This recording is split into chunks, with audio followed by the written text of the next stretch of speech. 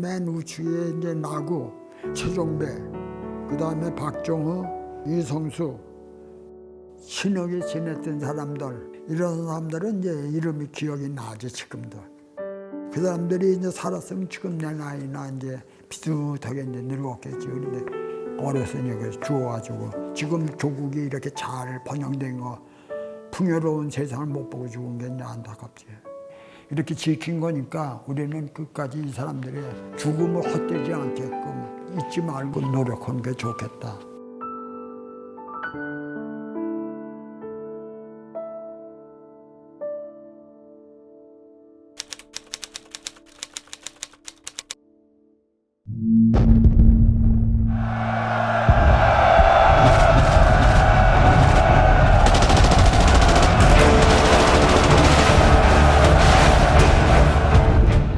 (1950년 9월 15일) 새벽 4시 북한군의 기습남침이 시작됐다.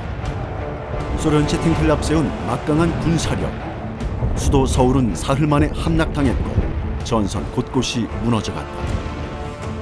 총을 들 수 있는 나이라면 누구라도 전장에 뛰어들어야만 했다. 투구도 무겁고 짐도 무겁고 총을 가져가야지.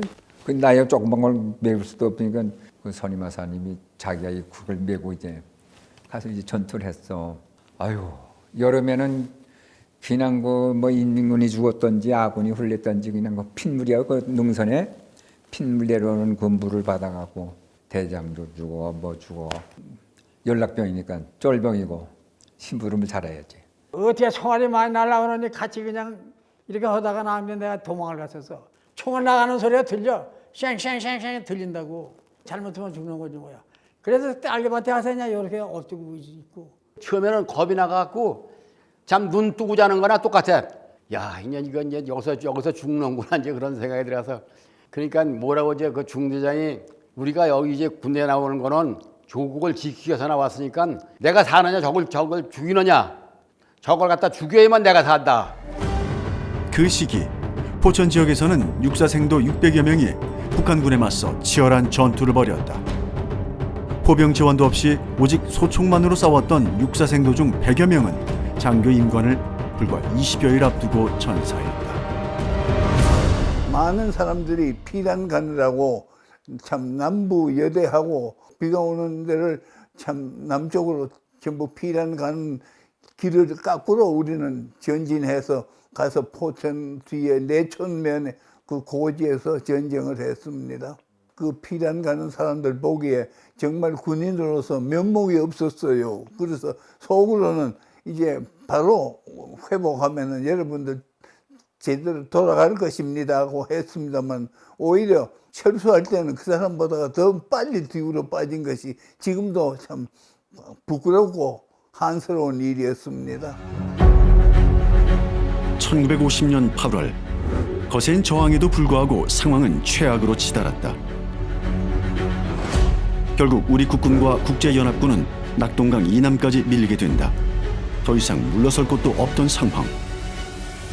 그러나 1950년 9월 15일 새벽 메가더 장군의 지휘 아래 펼쳐진 인천 상륙작전. 방비태세가 허술했던 북한군 2,000명을 제압하고 1950년 9월 28일 서울을 완전히 탈환하는 데 성공한다. 여세를 몰아 북으로 진격을 이어가고 1950년 10월 19일 국군과 연합군은 평양에 입성한다. 드디어 전쟁이 끝날 거라는 희망. 하지만 그 기대는 오래가지 못했다.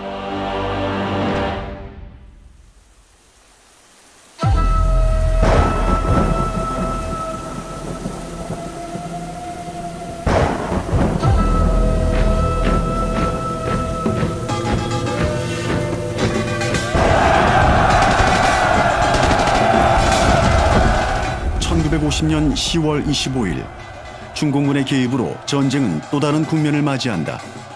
물밀듯 밀려드는 병력과 압도적인 기동력 앞에 국군과 국제연합군은 철수를 결정한다. 격하게 나팔을 불고요. 처음에는 20몇만이 나온다. 그거면 우리 화력으로도 넉넉히 되니까 준다니까 30만 명의 중공군의 인원수가 너무 많으니까 이건 안 되겠다고 후퇴 명령을 내린 거예요. 그렇게 서울은 또다시 함락되고 국민들 역시 피난길에 올랐다. 일사후퇴가 시작된 것이다. 그래 이제 피난 남이 간다니까 먹을 것도 없어.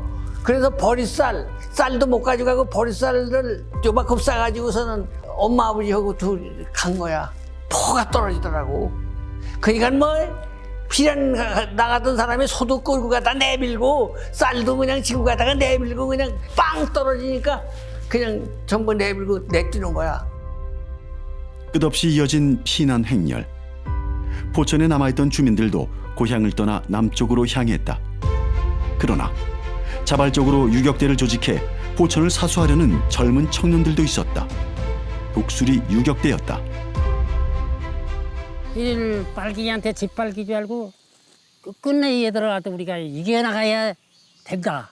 포천을 지키자고 그랬는데 계급이라는 거 없고 우리가 제대로 붙들어서도 우리는 상자이라는 건 없어. 이게 근본이 없으니까.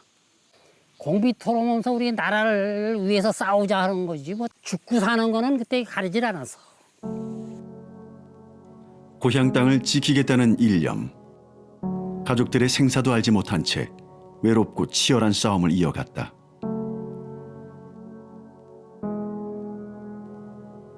(63) 명의 독수리 유격대 대원 중 (16)명은 끝내 전쟁 중 산화했다.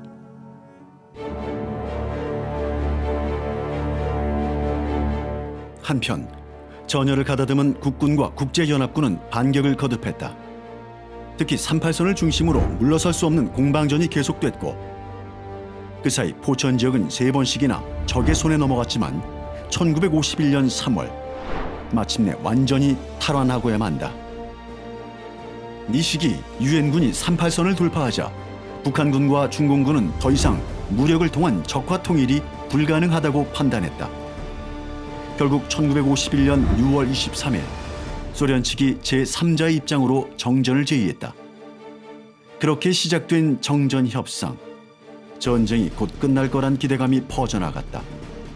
하지만 비무장지대와 전쟁포로 교환 문제 등을 둘러싼 극심한 의견 대립이 빚어졌고 협상은 별다른 소득 없이 장기화됐다. 그 사이 국토 곳곳에서는 유리한 고지를 차지하기 위한 싸움, 이른바 고지 쟁탈전이 벌어졌다. 정전 협상 기간이란 말이 무색하게도 참혹한 희생만큼은 멈추지 않았다. 쿵 그러거든요. 셋이서 초고 쏘면 딱쿵쿵쿵쿵쿵쿵쿵쿵 뭐 아주 산이 울리고 곧장이 울려서 정신이 없죠. 어떻게든지 그냥 뺏으려고. 저놈들이 연락해갖고 아군이 죽은 건지 아군이 연락해갖고 쟤들이 죽은 건지 분야를 못 하는 거지. 부패된 것도 있고 며칠 전에 죽은 것도 있는데 어느 청에 죽은지 모르는 거죠. 전사 당해서 오는 사람, 부상 당해서 절박을 시켜가지고 그냥 입을 아깝은 데다 그냥 소리 못 지르게 가는 거야. 아깝고 코만 남겨놓고. 이때가 제일 그냥 아주 아이고 나도 저렇게 되면 더 나은 공포심. 부상당했을 적엔 기억이라는 게 별로 없고 아픈 것도 몰랐어. 아픈 것도 모르고 뜨끔해가 시뻘거니까는 이제 한 2, 3일 되면 이래 시체가 이래가지고 얘 친구들 같이 생활하다가 죽은 것들 무척 많지. 막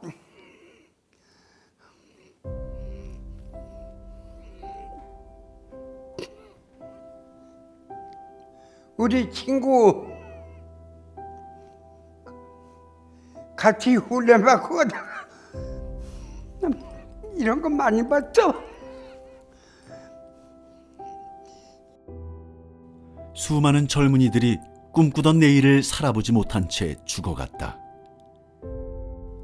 정전협정이 체결된 건 첫 회담 이후 2년이나 지난 1953년 7월 27일이었다. 3년 1개월 만에 멈춘 총성. 그러나 종전이 아닌 정전으로 끝나버린 싸움. 비록 포성은 멈췄지만 수많은 이들의 아픔과 상처는 아직 아물지 않았다. 고향 생각도 많이 나고 부모님들은 다 돌아가셨지만은 이북에 남은 동생들, 내가 살았으니까 너희들도 살았겠다, 나 때문에 너희들 고생 많이 했겠다 하는 그런 아픈 마음. 우리 학생들 열심히 공부해서 훌륭한, 하여튼 부강한 나라가 돼야지. 정말 참 나이 어린 분들이 목숨을 바치고 배우지 못한 무명자들이 오로지 농사에 힘쓰는 분들이 정말 총을 들고 이렇게 잘 싸웠구나 하는 것을 잊지 않았으면 좋을 것 같아요. 하루속히 우리 70년 동안에 이게 분단된 적대 관계를 정산을 해서 우리 평화도 세계 1위가 될 수 있는 그런 나라가 되도록 우리가 모두 최선을 다해 주기를 바랍니다.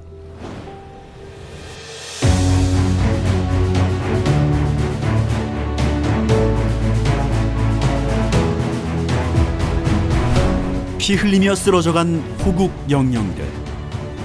그들이 마지막 순간까지 그토록 지켜내고 싶었던 한 가지 평화.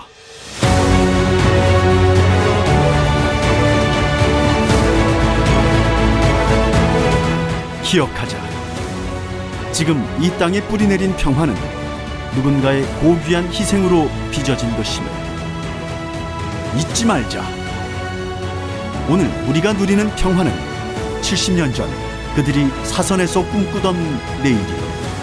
평화는 역사의 교훈을 망각하지 않는 것으로부터 비롯된다는 사실.